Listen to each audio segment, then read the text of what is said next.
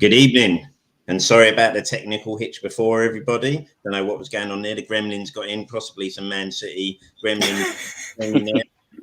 We'll go again now, and as you can see, we're live with another 3 stellar guests joining me this evening to look back at what I'm sure we could all agree is just another usual quiet week in the life of a Tottenham fan. It's never boring. I don't think, though, any of us envisaged coming here tonight and talking about the result and the performance that we're going to talk about. I think when we ended last week's show, we was all pretty set ourselves up for what was coming. But Tottenham, they never let you down, do they? It's never boring. They never fail to surprise us, and we're going to get into this one tonight. So joining us, as usual, our regular guests. Ryan, how you doing, mate? How have you been? And I'm assuming you're joining us in much better spirits this week than you were last week. What other mood could you be in, Cole, coming on to talk about Tottenham tonight? There is no other mood. Like I said, me, yourself and Patrick last Tuesday, when we ended that show, it was just, we'll write that game off. We'll look towards Burnley, but 3 points, a very precious 3 points, and we move on. It was indeed, mate. It was indeed. And joining Ryan is regular Patrick. How have you been, Patrick? Look at the hat. The man is fully ready. The cane cup on the go as well. Nothing to see here other than me enjoying a hot chocolate with the best striker in the world. Let's go. They can't get better than that. And joining Ryan and Patrick tonight, making his debut, is Max. Max, how have you been, mate? And what a week to come on. Oh, not a bad time to make my first appearance, eh? After that, if we can do that every time, that would be nice. You'll be getting a regular. You'll be getting a regular call if that happens every week, Max. Getting a call up, yeah. Brilliant. Well, these are the guys tonight that are going to talk us through, like I say, another extraordinary week. We'll just do some social media bits first to get us going. So as always, you subscribe, like these videos. You can join us and subscribe on YouTube and COYS.com, and you can also follow us on Twitter at COYS_com. So get in there, some good chat. We've got plenty of content coming up for you as well over the next few weeks and the rest of the season. So you'll look forward to that. I'm not going to hang around anymore. We're just going to get into this because we've got so much to talk about. Now, before we get to City, I'm going to talk about events leading up to the game. And that was obviously, let's say, what we can only be considered, again, just chaos, wasn't it? Tottenham fiasco. Conte did an interview to the Italian media, and obviously after that interview, things just got chaotic for a few days, didn't they? They're lost in translation. Everybody was kind of worrying about what they would seen and what had come out from Conte in that interview. But I think it's clear to say that there's a good chance that it was all misinterpreted.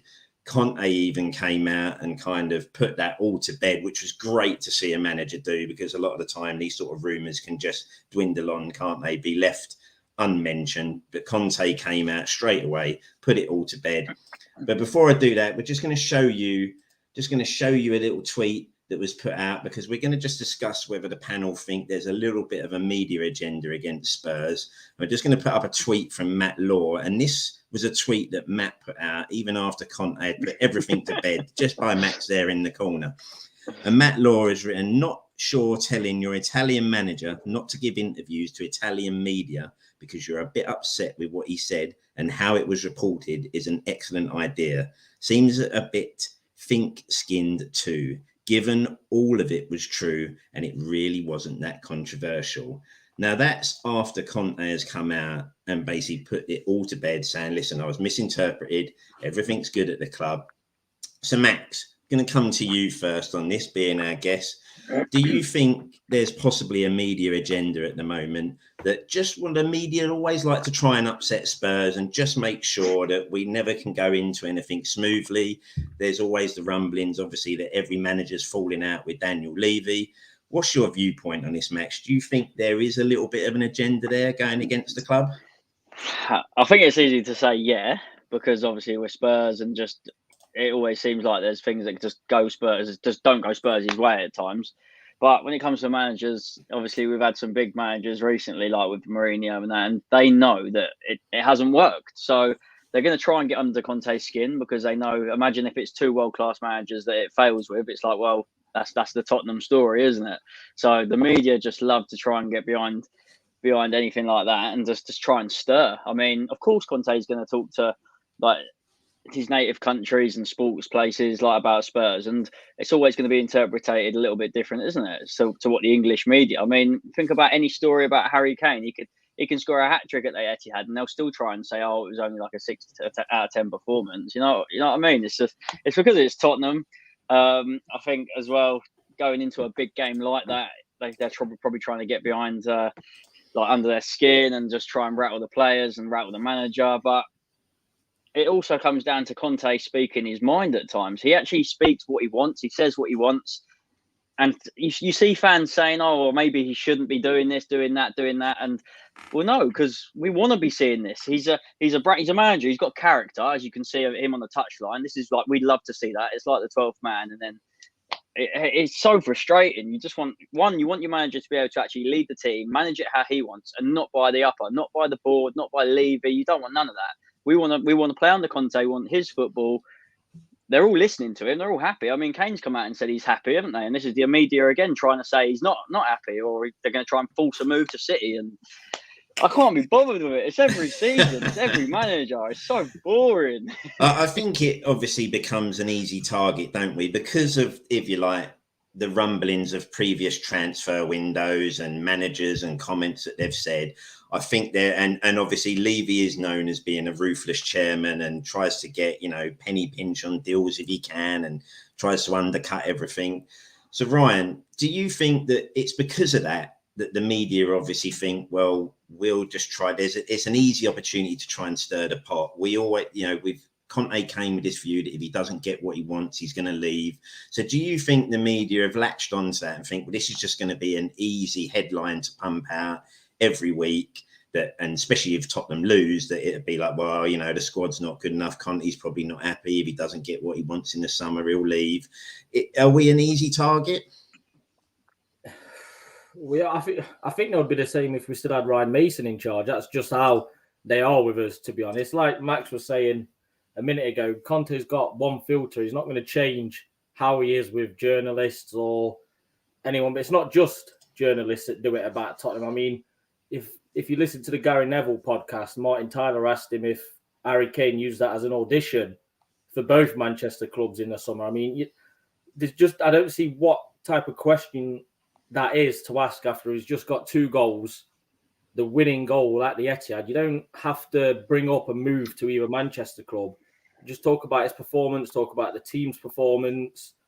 Like I say, you're going to get more interviews like that from Conte, but fans need to decide what they want now, because they wanted a manager who will call out the board if he doesn't feel like he's being backed. But then he calls out the board and they're unhappy that he said something to the public. You can't have it both ways. If you want him to call out the board and say what his fans are feeling about the transfers, selling players, buying players, or you want him to be quiet and become a puppet for the board like we've had before, there's only one option. I'd rather him be as he is, have interviews with the Italian media and say exactly how he's feeling, because maybe that's something that Levy's not actually used to. I mean, Mourinho didn't do that as much. He used to always compliment the squad that he had. He might have been upset with transfers, but he used to say he loved the squad that he had. His squad was brilliant, whereas Conte's actually telling you the truth of, we could have strengthened a bit more in January. We let 4 players go,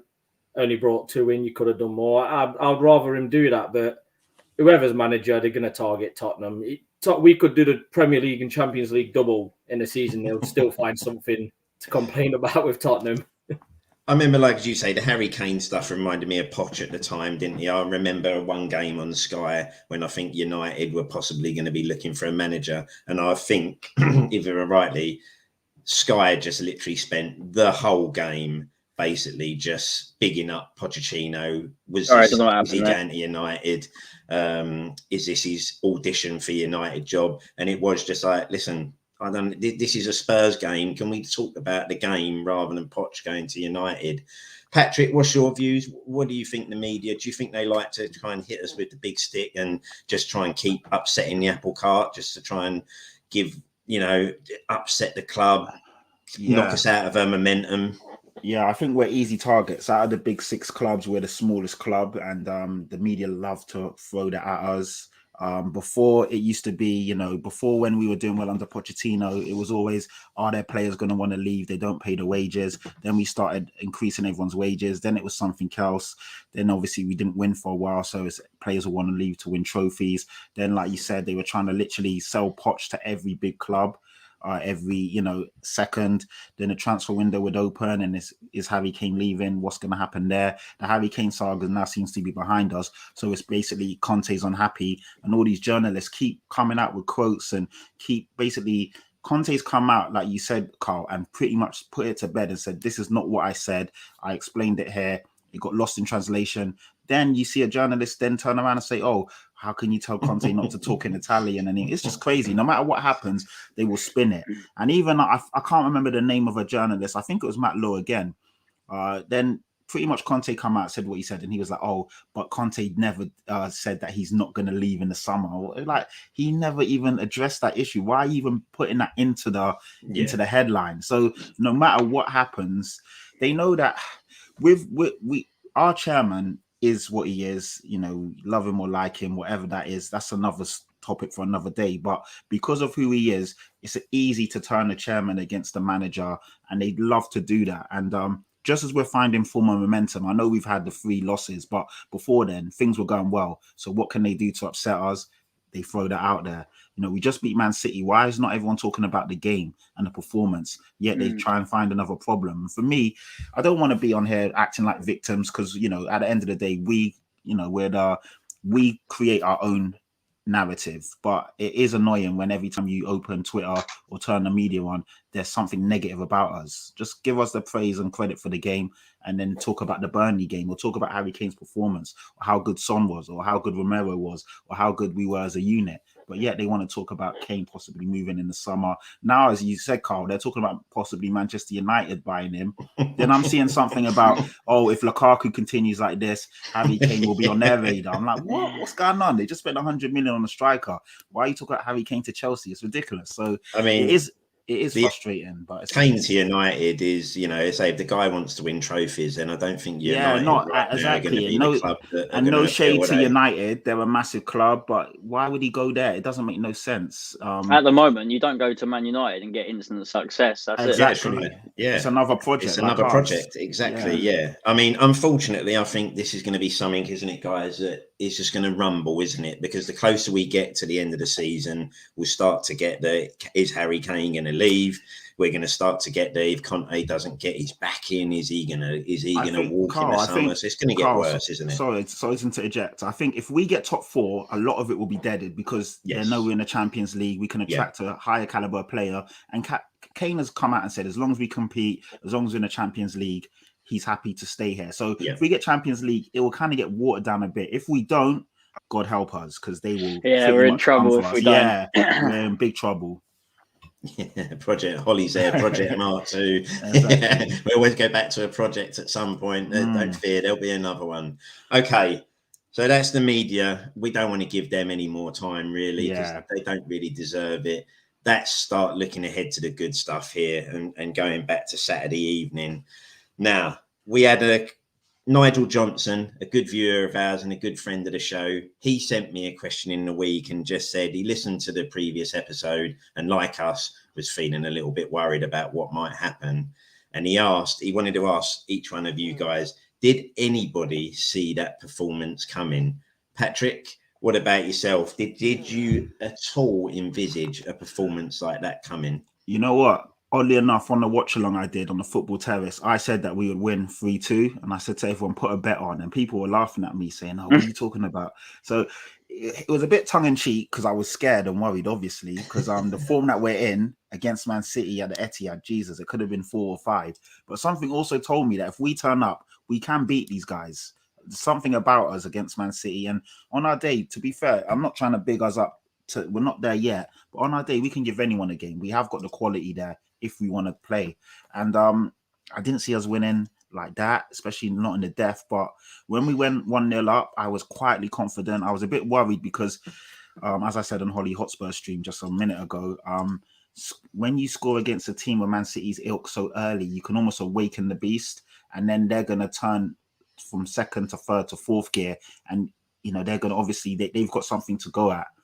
But we defended resolutely. It was annoying that the goal that they scored was off our mistake. It's not like they really carved us open and created a quality chance and scored. It was a Hugo Lloris kind of blunder, and obviously they scored. But yeah, to win the game the way we did, obviously we'll touch on it later on, but amazing. And you can't beat that feeling, against a top team like that, when you turn the game around 2-2 in extra time, and I'm thinking, maybe a draw's not that bad anyway. It's still a point that we didn't think we were going to get. But then to go on and snatch the 3 points and see the players turn up, they believed in themselves, the quality, the passing, the way we moved the ball around, Bentancur finding Kulusevski, Kulu cutting in, whipping it to the back post, and Kane. It's like everyone believed that they could go on and win that game, and we did. And yeah, it's amazing. We had a question last week, or we showed a tweet last week from that Tottenham feed where he said that one of Conte's biggest jobs with his Tottenham team would be changing the mentality of the side. And we kind of spoke about that for a little bit, didn't we, Pat? Yeah, and sort of we said, did, it's something we want to see. And I have to admit, Max, that when City scored that penalty and you still saw that there was like 4 to 5 minutes left on the clock, I have to admit the worst came over me, and you just thought, you know what's coming now. This next 4 or 5 minutes, they're going to get the ball back straight away. Next move, they'll probably score the winner, and this will just be typical Spurs all over. But we did show the sort of character that I think we want to see, and that potentially Conte could install in his side, didn't we? Because we didn't panic, and the goal itself is a class move that gets that goal. And I have to say, the character that they showed to then recover from that, compose themselves, and go up the other end and get that winner is unbelievable, isn't it? Well, that's the thing. Everyone's heads, obviously, they're going to naturally drop. You're leading for most of the game, and then literally 90th minute penalty, and you just think, here we go again. It's Man City. It's happening again. They're going to go on to win it. Don't know where they get 7 minutes from, and then we should end up playing 98 and a half. But it's like that's what does my head in right. It says 7 minutes, and you're still playing 98 minutes. I think Romero has to get that cross out. The one where he slides across. That's in the 98th minute. Yeah, you think, where does that even come from? But the penalty itself, don't get me wrong, brilliant penalty. No keeper saving that. Mahrez, I think that was his 18th goal of the season. But they got players across the park. Anyone can do that for them. They got their team is so attacking minded. And I said to my dad before the game, I said, if you just sit back, because I feel like there's a bit of a difference between counter-attacking football and just literally sitting back, because it's the way the players are based. And that turn, obviously, like when the ball came to Bentancur, and there was someone that I see something, it's like he could have easily passed it back another day. And if it's not him, it's Winks going back to the keeper, or it's going to someone. The way he turns De Bruyne, one of the best midfielders in world football, he just turned him and started an attacking move. By 3-4 touches, you're on the edge of their box. And then you're putting a cross in, you're scoring. That move must have been, 15, 20 seconds, easy. And I feel like that's what Conte, he plays that football. He played it for Inter Milan, didn't he? So I'm hoping we can just push on from that. And like Pat was saying, that feeling is like nothing else. The feeling, you don't get that feeling. You can't put that feeling into someone that isn't a football fan. You either have that or you haven't. You know what I mean? So and especially when you've got your mates around you that are Gooners and Liverpool fans. Yes, come on, let's go. It makes it even better. So you had the best evening. That's what it's all about. If you haven't watched Max's watch along, you've got to go and watch Max's watch along on his YouTube channel, because he's surrounded by Arsenal, Chelsea, and Liverpool fans. They were ready. They were ready for him. They were ready to stick the knife in. You know what? The Liverpool fans are actually with me, because obviously they're thinking they're back in the title race. So, do you know what? But it's just, do you know what? The weird thing is, Man City, I know everyone's like, you're going to get, you have the ones that are even going to say you're going to get battered or you're going to get a cheeky win. It's never like, I'm just going to take a draw. It's never like, it's never going to happen. It's never going to happen.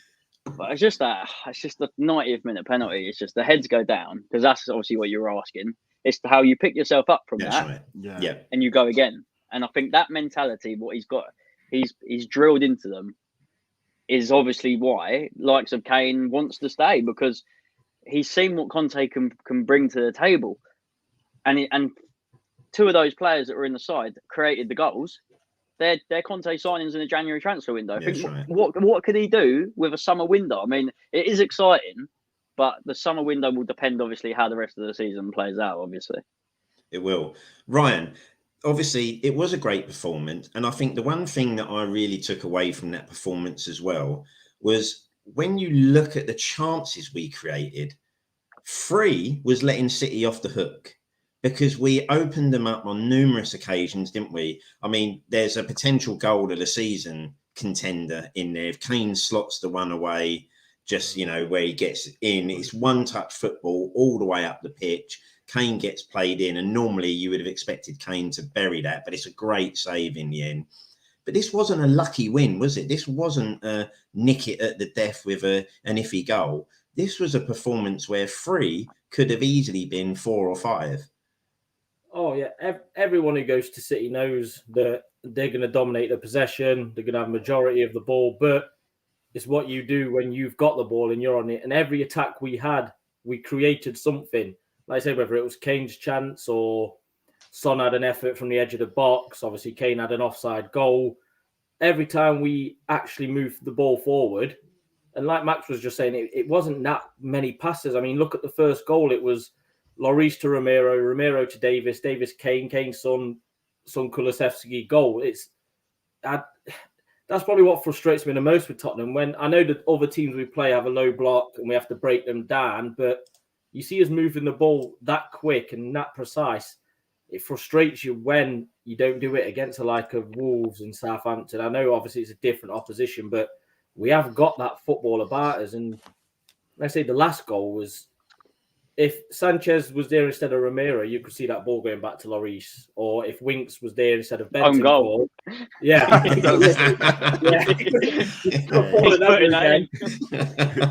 mean, if Winks was there instead of Bentancur, he's never he makes the easy pass. turning that around the corner the first time. Not in a million. And we said it on Tuesday. The wing backs obviously did not. We've been waiting for a player who could put a ball into the box like Kulusevski did for Harry Kane to arrive on, and all he's got to do is get his head to it, and he's scored a goal. We've been waiting for a player who could put the ball. I mean, if Doherty had that ball, like I say, that cross is never reaching Kane at the back post. It's never, ever going. I mean, when I saw Doherty running on the overlap, I thought, do not give him that ball. Do not play Doherty in there. Put the ball in. Like I say, that's confidence to go to concede in the 91st minute from a penalty, to then pick your heads up, get the ball, keep the ball, and then get yourselves on the attack. I say most teams would have gone back to the keeper or would have just played the rest of the game out. For our lads to actually have the mentality to get the ball up and actually go for the winner at the Etihad against probably the best team in the world at the minute, it shows a lot of what Conte's doing on the training ground with these boys. And I say, we've just got to take it into Wednesday now. Hopefully that confidence is sky high. And like I say, top four's never been off as much as we lost 3 games, but nobody's pulling away from us. Beat Burnley on Wednesday, go to Leeds at the weekend. Anything, like I say, anything's possible. This confidence, this win against City could be exactly what we needed for Champions League. Well, it's a perfect. Sorry, Max. Go on, Max. Sorry, mate. I was going to say the substitutions, because normally we're so used to seeing like Lucas and then Son and Kane stay on, but the fact that he kept, like, he changed it up a little bit, and I think that's what makes it exciting now. I feel like Conte's not afraid. If someone's not putting in a performance or he feels like it's not suited, like think of the other day. I know it didn't work, but he took Sessegnon off straight away. Do you remember the other day? And it's like, it's about time we have someone that just thinks this ain't working. It needs to change now, because how many times do you sit in the stand and you think, come on, like we can see it. We're like, come on, you need to make a change. And they wait until like 70th, 80th minute and you think, well, we've lost the game now. So it's so nice to see like a bit of fresh air, some new faces. Kulu's obviously not going to be as fast as Son and Lucas, but that his technical ability seems to be there. So, I mean, he hasn't played much football either. I mean, we've only seen him play for like 60 minutes, really, haven't we? And he's scored, got an assist. Like he started well at Spurs. That was the great thing, wasn't it? Because I must admit, a few people, you were seeing some tweets and that over, when he made his first 2 substitute appearances, questioning and already kind of getting on the guy's back around lack of pace and all that. But I think that performance has kind of, perfectly put that to bed, hasn't he? Because you've actually seen now the guy starts and you give him a fair crack at a whip and kind of maybe play to his strength. He looks like he could add something, can't he? And to try and judge him on 2 substitute appearances when you're coming on, when the game's kind of gone and you've got to chase it and there's an expectation, isn't really the sort of fair point to judge a player on. You've got to wait till they get a couple of starts. It's not easy to come on in a game and try and get up to speed with the pace and get involved. So that performance, to me, Patrick, he looked solid, didn't he, in that performance? And you can only think that it's going to get better as the weeks go on.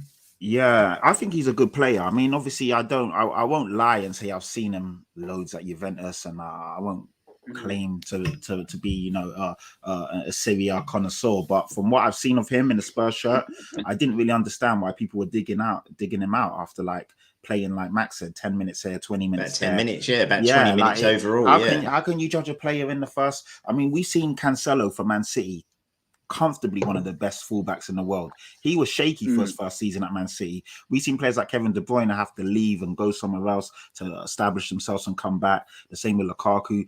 Top players, it takes, obviously not every player is going to work. You see players signing for big money and it doesn't work. You see players coming in for, a low fee and it works. Give the guy time. Like Dembele, when he first comes from Fulham, he was all over the place. We was playing him as a number 10. Yeah. It wasn't working. We put him on the wing. It didn't work.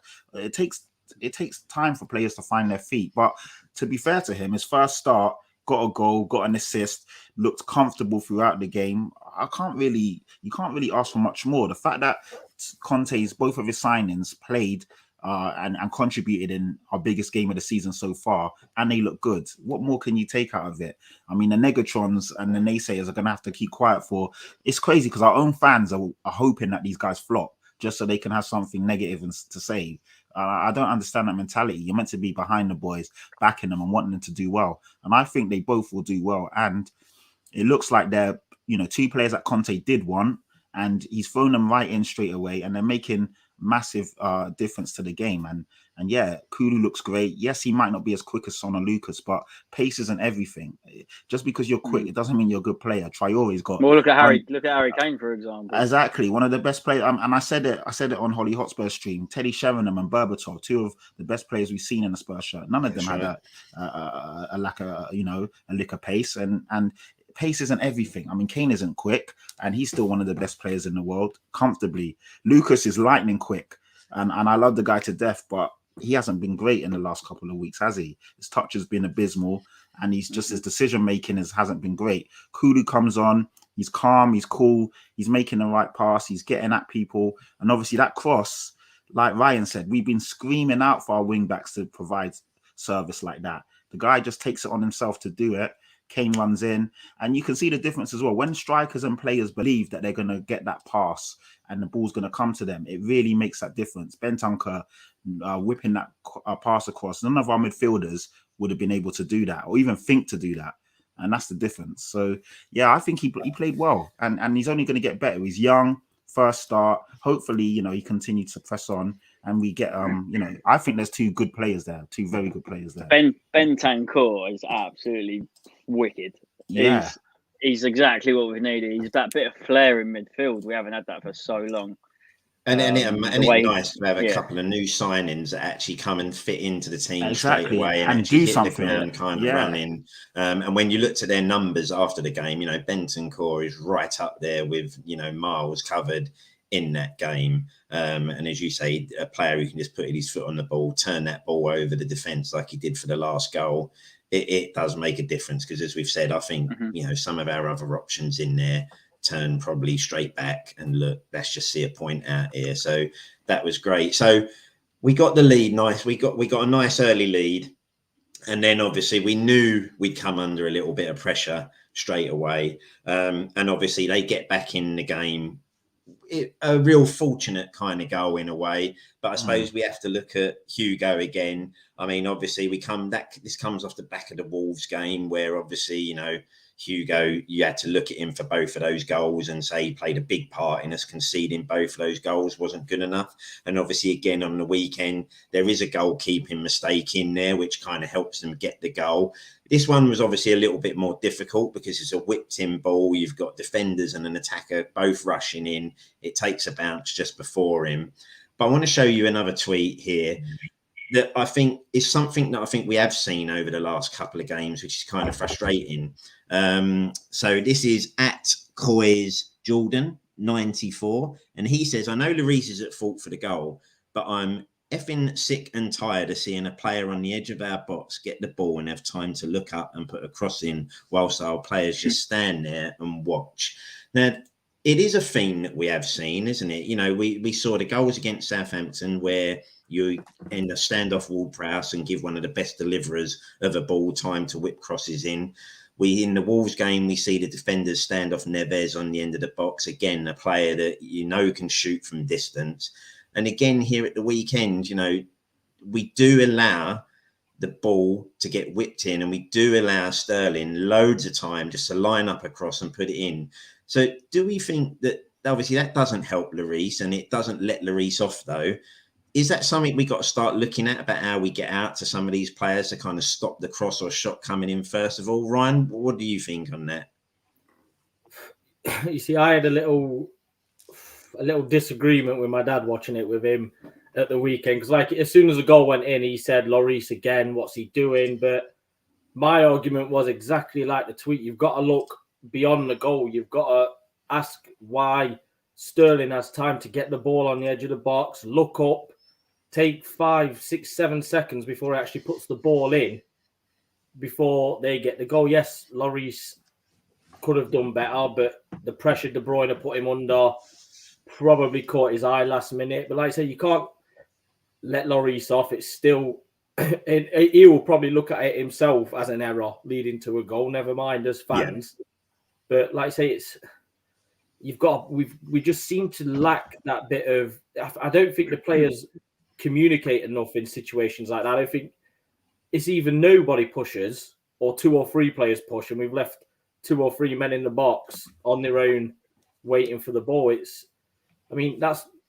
I would expect Kulusevski to get out to him. Even though I'm not going to blame him for it, because not only did his performance offensively, he was brilliant, but when you look at it defensively, well, the majority of Man City's attacks were down our right-hand side. So we had to put in a hell of a shift going forward and get him back to support Emerson for the 90 minutes. And like I say, to leave him on and take Son off as well shows huge confidence Conte's got in him. But there's got to be something. I don't know whether it'll be a 3-man midfield that would sort that situation out. Obviously, if you've got a Højbjerg, Skip and Bentancur in there, maybe someone gets out quicker, but it is something we've got to look at, because the last few games, like I say, Ward-Prowse, you can't leave a bloke like Ward-Prowse on the ball like that, because he will find anybody he's looking for in that box. Never is exactly the same. You saw the goal he scored against Leicester at the weekend. That was his first time effort that he put in straight in the bottom corner. So you know he can. I think probably about 70% of his Wolves goals have been outside the box since he signed for them. So you know what he's going to do and his capability, but it's probably something that's going to be worked on. Maybe something Conte's looked at himself, and hopefully the players can communicate a bit better on the pitch. Like I say, whether it's Emerson or Kulusevski or maybe Bentancur or Højbjerg having to come out to him, but I'm not going to look into it that much because we won. We beat the top of the league. We're back in the top 4, so that's done now for me. I mean, we have to say after Carl, that. Sorry, Patrick, go on, mate. Yeah, sorry, Carl. Just to say, you know what? Just to flip that on its head and look at it the other way, the amount of times that we did stop crosses coming in, the amount of times we did close down. Yeah. And even though Højbjerg hasn't been great this season, when Højbjerg came off against Southampton, that's when you notice that Ward-Prowse had a lot more time to whip those crosses in. So Højbjerg, even though he hasn't been fantastic on the ball and he's been quite sloppy, he presses and closes down people relentlessly. Hence why against City, he was really good and they didn't have time to get on and whip those crosses in. And against Southampton, if you notice, after he came off, that's when they really hurt us. So we have to also look at the other side of it. Højbjerg isn't great on the ball and he has his faults, but he does close down and he presses all day long. So It does go both ways. Højbjerg had a really good game on Saturday, and you noticed that he was part of that whole defensive masterclass. So I think we just need to also, players need to be held accountable. And I did see even Hugo Lloris having a shout at Dyer in the game as well, communicating. So the communication seems to be a bit better because they picked it up on Sky. They was like, oh, Hugo's having a word with him. And it was quite early on. It's just like, do your job. Communicate and just talk to each other. As you said, Patrick, which is right, by the end of that game and all throughout that game, bodies were being put on the line at every opportunity. The moment there was a tackle to be made, we made tackles. I mean, I don't know if you guys have seen the clip that right near the death, when Doherty did come on, he does a little, he almost like fist, celebrates. Yeah. So we can't knock it too much. It was just a shame for that one goal. There was a load of space. But Max, obviously, Hugo probably should do better with that. But I have to say, he didn't half make up for it afterwards in the second half, didn't he, with that save from Gundogan? Oh, obviously that's going top corner, and it's just you. Well, you can see it from the TV. It's bending in the top corner, and we've seen it time and times again throughout the years. Lloris does make phenomenal saves, and he. Do you remember that one that was a few years ago? I think it was in Europa League where it went behind him and he jumped back off the line. It. And that was Champions League, wasn't it? Champions League. It was amazing save. Yeah. Sorry, Pat. It's just been so long ago. we were once a Champions League club, Max. Don't do that. The media wouldn't have you believed that, guys. Yeah. I'm trying to remember. But I think obviously we're very quick to judge because it's heat at the moment as well, and it's easy for keepers to be at fault because a goal's a goal. A goal can win you games, as we know. So if a keeper makes one chance, he could make 10 brilliant saves but make one stupid mistake, and then that's all he gets remembered for, right? Yeah. So the amount of times we've got to remember, Lloris hasn't ever asked for a transfer. He's never asked us to leave. He's signed another 2-year deal. This is someone who. He's been there. He's been right up here with Spurs, and he's seen us fall to the bottom. And then now he's coming we're back up. We've got a brand new manager. Everyone's finding form again. So he's stuck with us.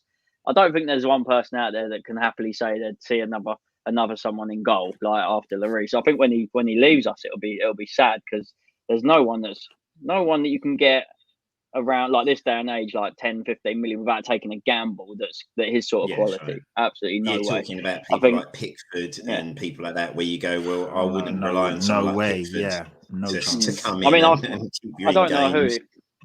I don't know who if you had to pick someone to say in the league looks realistic, obviously I'm not going to sit here and say a De Gea or someone like that, but I've actually always been a big admirer of that Melia from Leeds. I actually think he's only young as well. I don't know, man. They do concede a bit too much for me to really back him. I don't know. It could be like a Ramsdale though, because Ramsdale, we all laughed at him, and he's come into Arsenal. And if we're being honest, if we take our Spurs hats off, he has been quite good.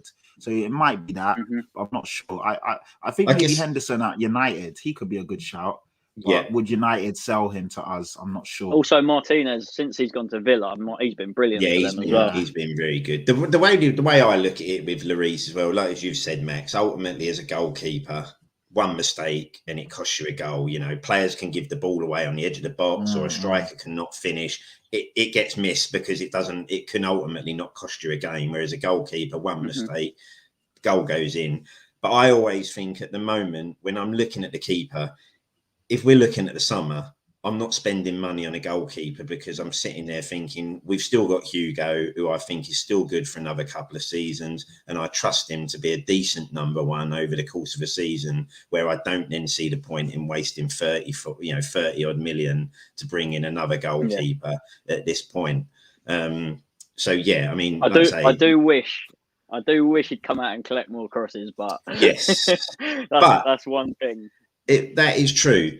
But then saying that, Patrick, Dyer came back in. It was the question all week, wasn't it? Would Dyer be fit? Would he be ready again? And he comes back in. And I have to say, I've never felt more comfortable watching a side sling crosses into the box, knowing that Romero and Dyer were going to be there because I didn't want to see City play their one touch, pass and move stuff because that can tear you to shreds. But as soon as they kept trying to cross us often, I was just thinking, please keep doing this because we've just got two lads in there who put their bodies and heads in the way of everything. That's meat. That's meat and drink for Eric Dyer, who is literally a slabhead. He loves that. That's what he does all day long. He's like, I mean, and I was saying it on Twitter last week that I can't wait for Eric Dyer to come back. We've really missed him. And then, you know, we had rival fans battling us saying, "Oh, you lot are down bad. Are things really that bad when you're waiting for Eric Dyer to come back?" But I'm like, if you actually watch us this season, Eric Dyer has been really good, and then he proved it. I mean, he's been out for what, a month, 2 months, comes in. Pretty much the hardest test in the Premier League. That is probably one of the worst games you want to come back in. A baptism of fire away to Man City, who are in scintillating form, and they need to win the game. It's not a gimme for them. They had to win that game. They know that Liverpool are breathing down their necks. They were playing to their, you know, Man City were good, but Eric Dyer was just better. He was brilliant. No messing about. The thing with Eric Dyer is that he is like the calming soothness to, you know, Romero's quite. I wouldn't say he's wild because he's not wild, but Romero's quite feisty and they bite and they go for everything, where Dyer's a bit more chilled and he'll lay back. But together they work really well, and yeah, clearing things. But Dyer also has, because he used to be like a midfielder, DM type of thing, he's quite decent on the ball, so he can also ping a pass and find a pass. So they work really well together. And yeah, I wasn't really ever worried with them defensively. Like, I didn't really feel, you know, when Sanchez is on the ball, you're worried, aren't you? Or when someone's running at Sanchez, yeah, you know, yeah. But I didn't feel that with Dyer. So yeah, long may it continue. It's only one game, you know. We don't want to get too carried away, because don't get me wrong, I've seen times this season where Dyer has literally forgot where the ball is or forgot where his man is. But on the whole, he has been good. Like, you know, like we say about Lloris, pretty much he's better. He's more good than he is bad. I'd say the same for Dyer this season as well. And Ryan, we spoke about him last week, and he came back into the side this week. And I have to say, I think he probably had one of his best games for us, and that was Emerson Royal.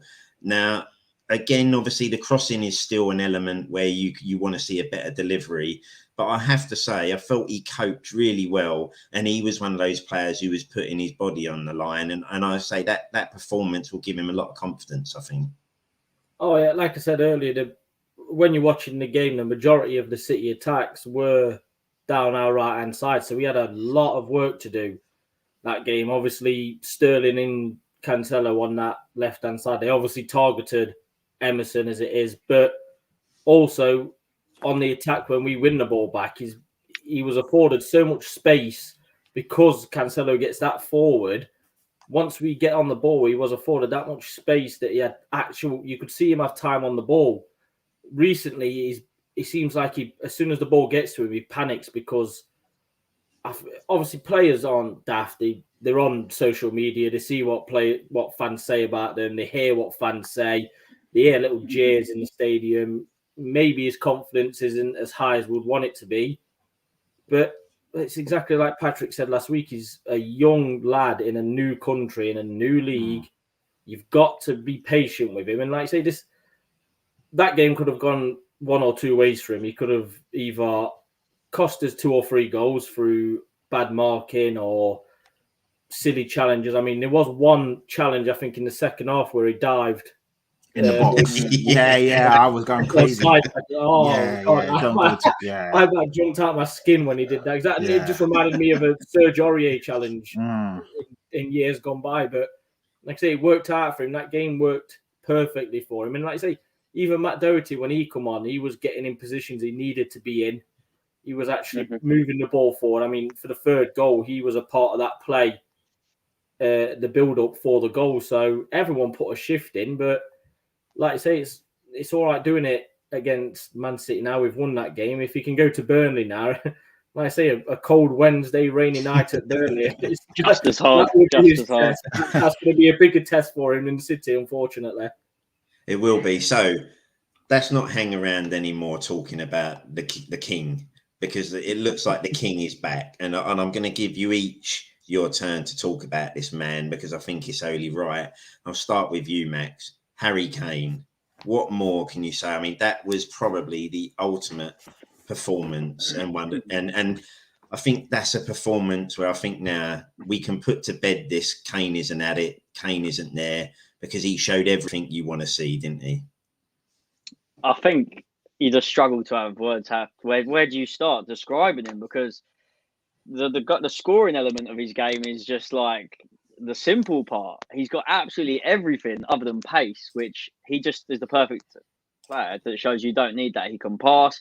The way he's adapted this new role in the last few years of like dropping back and defenders not being able to pick him up, he falls into like a grey area of midfield, doesn't he? Where it's like the midfielders don't know whether they should mark him. Defence can't mark him because he's dropped back. He picks a pass, gets in the box, as we've seen. I feel like, I don't know how to describe him anymore. He's unbelievable. And I feel like we just have to admire and just take it all in every game we see him in a Spurs shirt, because he is getting older. He wants to win things. And I'm just praying that fourth spot, because it's bigger than just finishing fourth. I mean, I'm not saying a player's bigger than the club. Absolutely not. But he brings so much joy. And you can see when he scored how much it means to him and how much it means. It sets off the fans because they know how much it means to him because he plays for Spurs and loves Spurs. So it's not just he's any other striker. It's the fact we've had him for so many years. He's one of our own. And you know that annoys the lads down the road saying that every time. But I still feel annoying for him, and he'll never be able to get out of this stage because it's just the media and the agenda. But he could score 10 goals this season and they'll be like, oh, well, we didn't score 30. But he's done that for the last 6-7 seasons. I mean, they'll always criticise him, but he is the king, right? He's the first player on that team sheet, and I just wish we could build the team around him. And whether that's too late, I don't know. But in the summer, you've got to get players. I just feel like I wish they went to him a few seasons ago and said, "Who do you want us to sign?" And just let Harry Kane basically go, "I want him. I want him." Because at the end of the day, if your key players, I feel like you should do that with. Don't be signing these Jack Clarks and that ones that are going to get loaned out, bless them. But like, it just doesn't work. We needed big money signings. And I feel like the summer you need that. He's done well in January to support Kane. Because at the end of the day, if we didn't sign anyone, where's the ambition? Kane wants ambition. He wants the club to push for trophies. I think Patrick said he was at the start, like he's more than happy to stay at Spurs as long as you show that the ambition, and whether that's coming from Levy or the board, I don't know. But it's because Conte's 100% giving him the backing. I mean, he said, "Look, you're my main man, and the future's bright if you stick with me." And you remember that interview with Kane and Mourinho, and it was like, "Stick with me, and you'll be like the best striker in the world," so to speak. I can't remember what the actual phrase was, but I'm just so glad that we can see it. Everyone can see it. The management can see it. It's just, I mean, Son can see it, can't he? He loves playing with it. And that record they've got is just remarkable. Yeah, that's they're going to break it. it. They're going to get at least another assist. Hopefully against Burnley. I mean, we're going to win that one. Just hopefully we don't leave it till the 98th minute. But yeah, I begin to. I forget words to describe him. He's just, I need a drink. Patrick, I mean, obviously, in the summer, lots of fans, lots of fans are unhappy. Lots of people kind of then saying, well, okay, if you want to go, go. I know we were firmly in that camp of like, listen, you can't afford to lose this guy, because if he goes, then where are we at that point? And I think he's starting to show those performances again now, isn't he? Where you think he's fully up to speed now. He believes in Conte. Conte has obviously brought something out of him. And we're again seeing, in my eyes, the best striker in the world. Yeah, for me, he's been the best striker in the world for a while. I know Lewandowski, people will talk about him, but Lewandowski plays in a Bayern Munich team, which is unbelievable. If we're being honest, a weaker league. So, it's going to be easier for Lewandowski to turn up. Don't get me wrong, he does turn up on Champions League nights as well, which is against the better team. So fair dues. And then you got Salah, who, I don't know if he's a striker, wide forward, whatever you want to call it. He's obviously there as well. But if you're talking about out and out number 9, Kane is the best for me. He's the best by a long shot. He's a hybrid 9/10. Where they're mocking and taking the piss out of Lukaku for only having 7 touches. But Harry Kane will drop deep. He'll create, he'll spray, he'll get on the ball. He can finish either foot. What I loved on Saturday was the fact that he scored a header, because it's been a while since he's obviously had a cross delivered into him that's decent. And obviously that he's been in the box to get onto that, because sometimes when he is dropping deep, he's not there to be on the receiving end of that cross or that pass, because he's the one spraying it or passing it. So I love the fact that we had some service and he took the initiative, ran in and scored. It was brilliant. And I think that his first goal was just an unbelievable he started that move, didn't he, with the ball, and then made up the ground to get in the box, and then it was just inside of the foot finish. It was just a shame as well that the offside goal, because that was a brilliant passage of play. There were so many passes involved in that. Sonny finding them, because I thought Sonny just delayed his pass just a bit too much, but he still found him. And Son as well, we got to give him his flowers, because he hasn't been at it in recent weeks, but on Saturday he was brilliant, and he looked like the old Son, running at players. His passing was fantastic, his movement was fantastic, and they just looked like at the end, in the post-game interview, it looked like they was in love again, because it looked like before Son was pissed at Kane for his theatrics and him wanting to move, and they didn't seem to be on the same page, but now they seem to have that connection again, and they just seem to be, and hopefully, well, they've had Valentine's Day, haven't they? Yeah, exactly, because there was definitely a lovers' tiff there, but now it seems like they're back in love again. So no, long may it continue. We need it. Ryan, I was asked at the weekend, when we were running around the front room, what was I going to do when Harry Kane finally did leave the club? And I think ultimately the only thing I could come out with was cry, because the guy is so fantastic. I mean, he is just, like I say, he's the king of White Hart Lane now, isn't he? And he is just a complete player in my eyes. Apart from pace, I don't think you find a better passer of a ball, a better finisher, as Patrick said, left foot, right foot. And that's even when it comes to passing. I mean, some of the passes that guy plays, it reminds me of Glenn Hoddle in the heyday. With his left foot as well. Needs to be, with the left as well, not just right foot. Yeah. I mean, some of those balls out to Royal at the weekend, they just take your breath away, don't they? I mean, yeah, but that's why he's the best striker in the world, because the growth of his game. There's not many other strikers who will drop deep like that and play passes like he can. He can operate as a number 9 or a number 10, and he's still in it. The return of goals. I mean, obviously he's a little down on it this season, but I mean, the guy was considered a one-season wonder in his first season. He's still people still mention that. Like Max said a minute ago, people will still find a reason. I mean, if he gets 10 goals this season, that's what you'll hear all summer. Oh, as a one-season wonder, we told you, long he's no god. The disrespect this man gets is unbelievable. I don't understand how people can't watch him and not just love his game. Because I say he's got no pace, but everything else in the game, you don't need pace if you're that good. Because he can read the game better than 9 out of 10 players.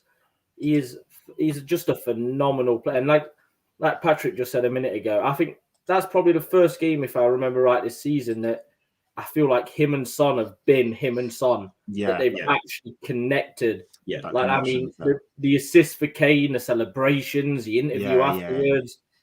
We've been waiting. That was probably 2 games a month last season where you saw those two like that. And I said before the game to my dad, if any game those two could turn up and be Son and Kane, this is the game that they could do it. And oh god, that's exactly what we need, because no matter which one of them scores, if we're winning the game, if we're getting points and we're climbing up the table, they're both happy. They both love the club. Whether Kane's ambition might go beyond Daniel Levy's or anything like that, he still loves this club. He will still fight for this club. He will wear that badge with pride. He will do anything for the fans. So while we've got him, we've just got to admire him, because every player leaves or retires eventually, and football moves on, and you find another hero after that. But like I say, it will be a sad day when he does actually leave, but he's not leaving anytime soon. So I'd rather admire him than wait for that day to come. I'll tell you, someone's going to have to do something very special to take over that mantra from Kane as being the next hero for Spurs fans, because I tell you now, the guy has just provided memory after memory, isn't he? Okay, that was an amazing weekend for us, and great 3 points that we didn't expect, as we mentioned last week. So let's just roll it on and have a look at the next game we got coming up, which is Burnley away. Now, obviously, the skeptic and that in everyone will say, this will be typical Spurs now to go away to Burnley and not come away with anything. But Max, we've got to go into that game now full of confidence, haven't we? And that this Man City game should be used as a springboard to say, look, if we win our games, top 4 is there for us. But we have to start and we have to treat this game to Wednesday night the same as the City game, and we've got to go with the same intensity. We can't now drop off and just kind of like keep celebrating, kind of hung over from this Man City game. We've got to go there and get a performance, haven't we? Sometimes these sort of sides, if you go 1-0 down, they're actually harder than the big teams, because the big teams will come at you and give you like opportunities to get the ball in the box, get crosses. You go 1-0 down to Burnley, they're putting 11 men in their own box. That's literally how they're going to play. They got rid of one giant in Chris Wood, and they replaced him with an even bigger giant. You know what I mean? So they know exactly what their game plan is. Their game plan is get it to him. They'll do the same thing. They ain't going to play tiki-taka football. They're just going to go long ball, try and get it to him, have a cheap snapshot from somewhere. I mean, it's Burnley. It's been the same tactics every season. It's Sean Dyche. That's what he does. He knows exactly what we're going to be bringing to the table. He's going to know that Kane and Son telepathic control over the top ball, and Kane get the ball. And do you remember there was that season where they obviously scored like tons and tons of goals? Then there was a season after it where it slowed down a little bit because they actually figured it out that Kane could find Son. And now we're making things work again. It's just, I feel like Conte, if anyone can do it, it's him. I feel like Wednesday's a lot more pressure than the City game because you're not expecting it, are you? You're not expecting it. So I'd love to sit here and say we're going to go there and I'd say 2-1 if I had to put an early score prediction out, but it would be nice just to go there and just not beat around the bush, not go 60, 70 minutes without a goal. Like, I want to get there, go there, get an early goal and say to Burnley, look, you want to play? You've got to come at us now, because end of the day, if they're attacking, they're going to leave the game wide open for us to go and score goals. So their game plan will be pretty simple for everyone that's not in the football world to know how Burnley play. You can watch them once and work out their tactics, can't you? It's gonna be one of those nights. I'm just praying that it's gonna be they'll probably pitchfork the ground so that it's shit to play on. It'll be snowing again. It'll be something. I mean, I've been up there once and never again. That place is awful. I mean, teams that come to White Hart Lane must just think, "Wow, this is the Palace. This is unbelievable." Because I feel sorry for fans having to go to that stadium week in, week out. Honestly, but no. Football aside, they've done well, obviously, because they're a Premier League side. They're not just one that go up and down like you could. And they had a good result at the weekend, didn't they? I mean, going to Brighton and beating Brighton convincingly. Yeah. That was a brilliant scout for them, that's for sure. So that will give them some confidence going into the game, won't it, as well? 100%. I think it's just going to be. Well, it's going to be tough. I mean, it's going to be a nervy one because naturally you expect it on paper. It's one of them. Like if I'm playing Football Manager, I'd be like, oh yeah, should be able to beat Burnley, but Premier League sides at the end of the day, none of them are going to turn over. I mean, like you just said, 3-0 away at Brighton. Brighton are a good side. They've beaten us before now. So why they're not just going to turn over for us, are they? No, definitely. And Patrick, I think going to this Burnley game, I think as we're saying, one of the difficult things is going to be against City. I wouldn't say that they kind of help, but they do kind of help our game, don't they? Because they want to press us high up the pitch, play a high line, which gives us that threat of Son, with Kane's through balls, Son over the top, through the gaps.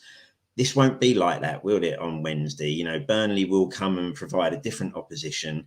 We have got to try and find a way to play against those sides that won't kind of do what teams like City or Liverpool will do, because in both of those games, we created lots of chances, but we can't seem to do that against sides like this, can we? Yeah, it reminds me of a typical Europa League or even a Conference League night. Because, when you play a Champions League team, like you said, Carl, and like Max alluded to, those teams want to score, they want to play, they will come at you. And then it's an open game, it's quality against quality. And you try and, just pick a pass and the better team wins. When you play a team where you're expected to win, they give you the ball and they're just like, go ahead, break us down. We'll happily take a draw. Or if you beat us 1-0, so be it. So these games are not great. I mean, you're excited to watch them because you expect to win, but realistically, they're never great spectacles because it's quite nullifying and negative football. But if we want to be considered a big team and we want to be taken seriously and finish in the top 4, these are the games where you have to win. We need to move the ball around a bit quicker. Just make sure we don't switch off defensively. We know what they're going to be about: time wasting, goalkeepers falling on every cross, people taking ages to throw the ball in, all that type of rubbish. But we just need to stick to our game plan and just move the ball around quickly, be decisive, try and pass behind the lines. You know, Bentancur is someone that can move the ball between the lines. Kulusevski is direct and he'll get at people. Son and Kane show their quality. We should win the game. I don't want to put too much predictions out there and be cocky, but these are games we need to win now, especially, you know, going against City and getting those points. It should really give us that confidence. Hopefully Burnley scoring as well, and the way they did and winning that game, hopefully that will give them a false sense of security, and they'll come at us thinking they're better than they are, that they can score goals and you know, because they didn't expect to get 3 points away to Brighton. So hopefully that will give them a bit more, you know, they'll just be a bit more open and we can go and get the win. We need to win. We can't drop no more points. Arsenal are picking up points. Man United picking up points.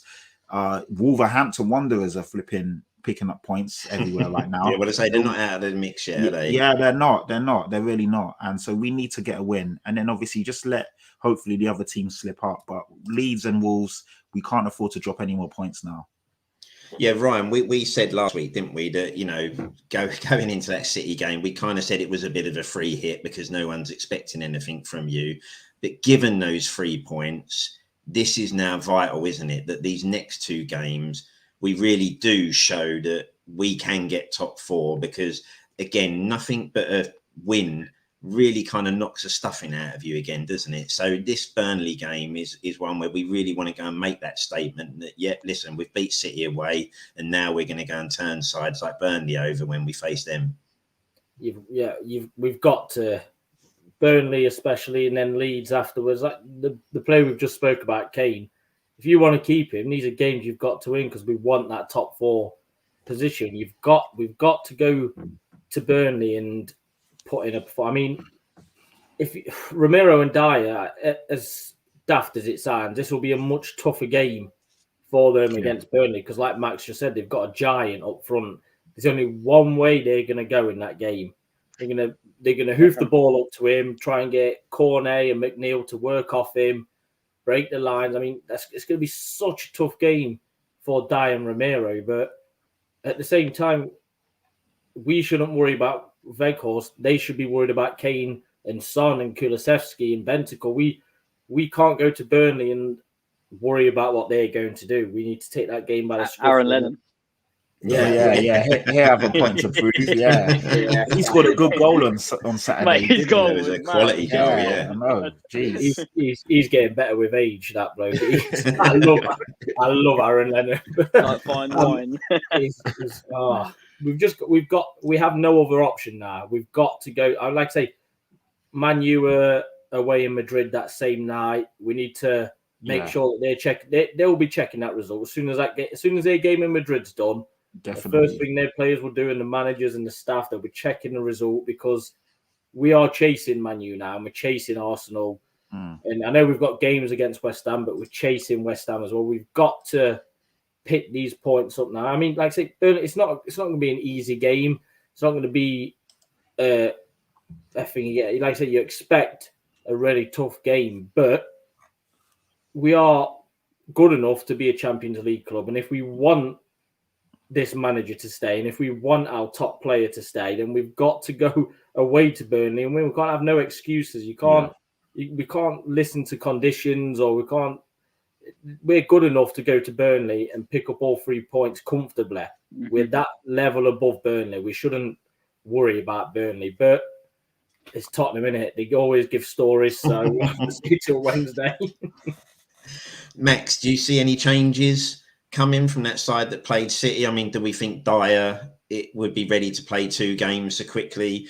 Reguilon, does he come back in? Do you envisage any changes or see anything different?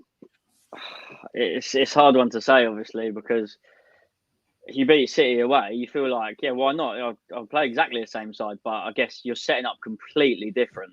Like you said, we're not going to be getting in behind as much. So playing Reggie, if he's back, is it going to make much difference? I mean, Davis has obviously looked. I thought that side, Davis actually look. Whether you go as far as saying really good is obviously a different story, but he's looked so much better in that 3. He looks so much more comfortable.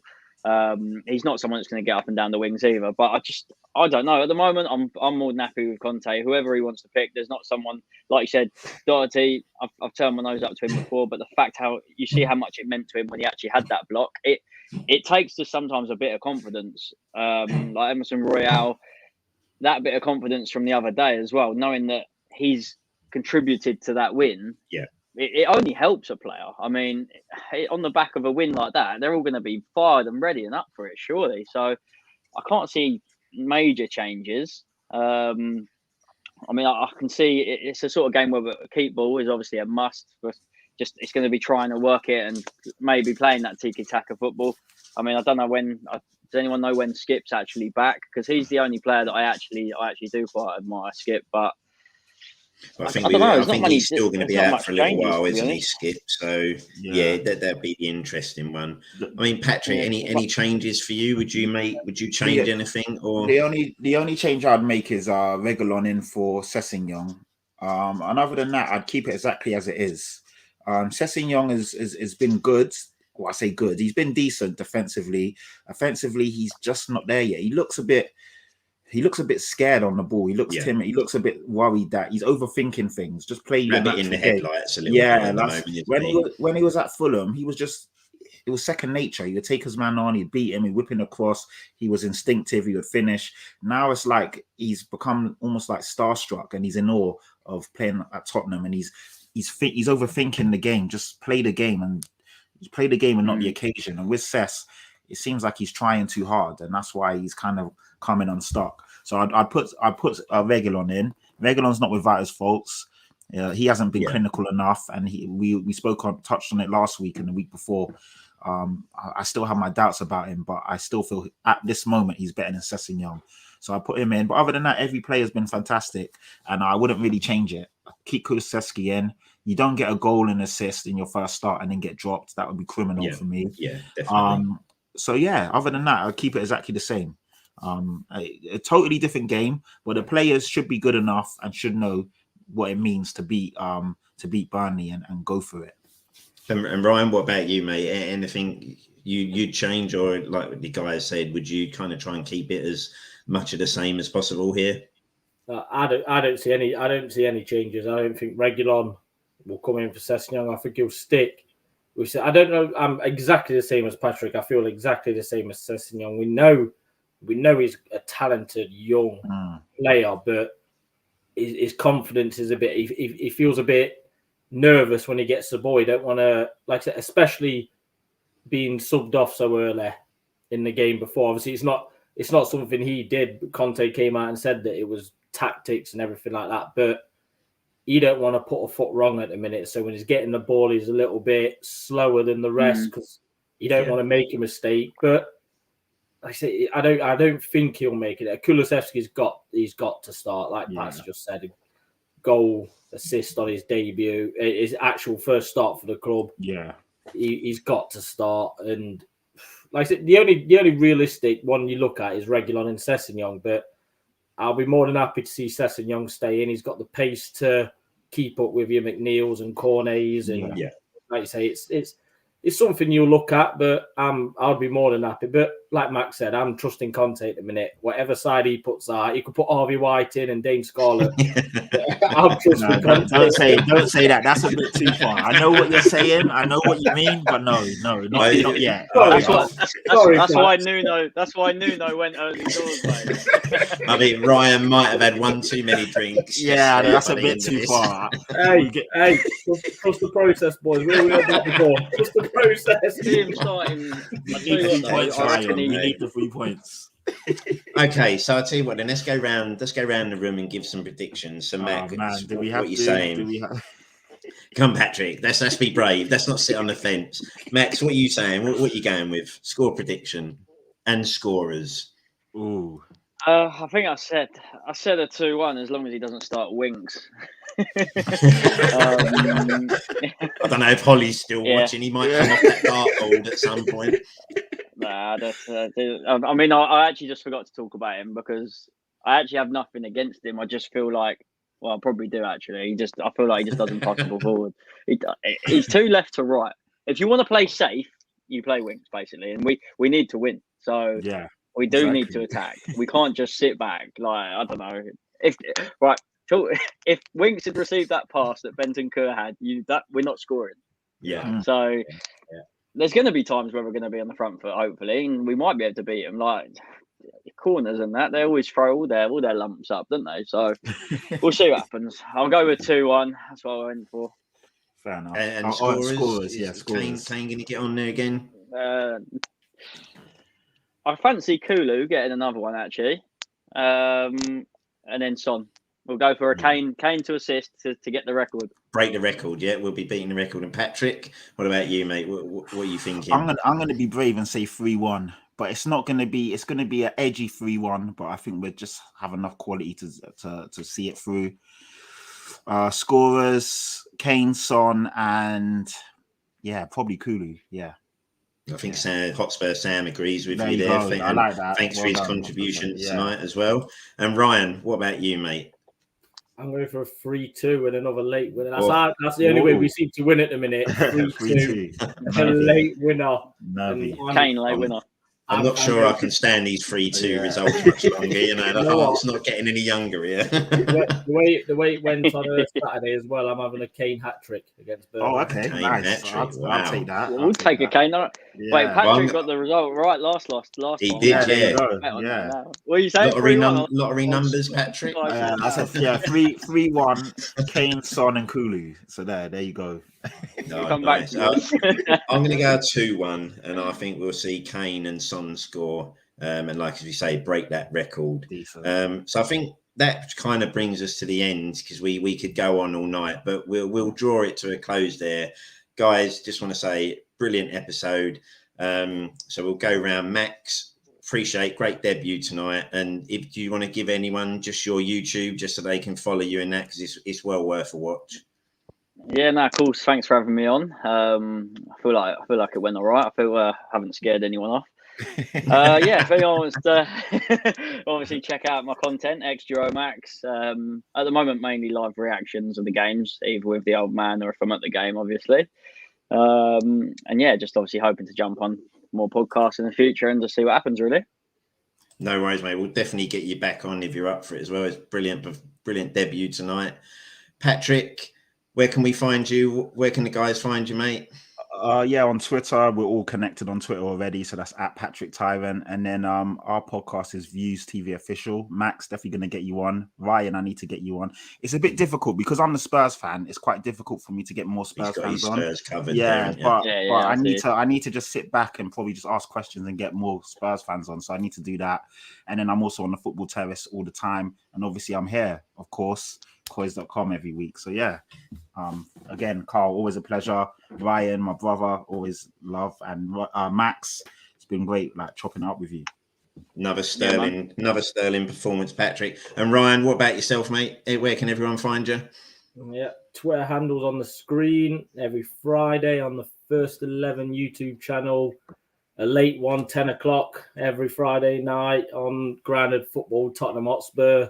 Just Tottenham. So whoever wants to come on's more than welcome. I know Tanya's going to be watching this show, so I'm chasing Tanya to get on that. I've been chasing Tanya for too long to come back on this show. Oh, that's too funny. She'll be back on. But every Monday with the brother Pat, yourself, Carl. Great to meet Max as well. Do more pods with Max in the future. So another good Monday for us. Perfect. Excellent. Thank you very much, chaps. And we just want to say big thanks to all the guys in the chat for providing their chat. So massive appreciation for you guys watching. And hopefully we're going to be bringing you some new midweek content as well. We're going to be doing a new little segment called Bite Size, COYS Bite Size, where we'll be bringing you some smaller videos and that to watch as the week goes on. So hopefully you all enjoyed that. It wasn't the sort of episode we thought we would be doing tonight, so that was a pleasant change. We'll catch you all again on Monday. So come on, you Spurs. Let's go.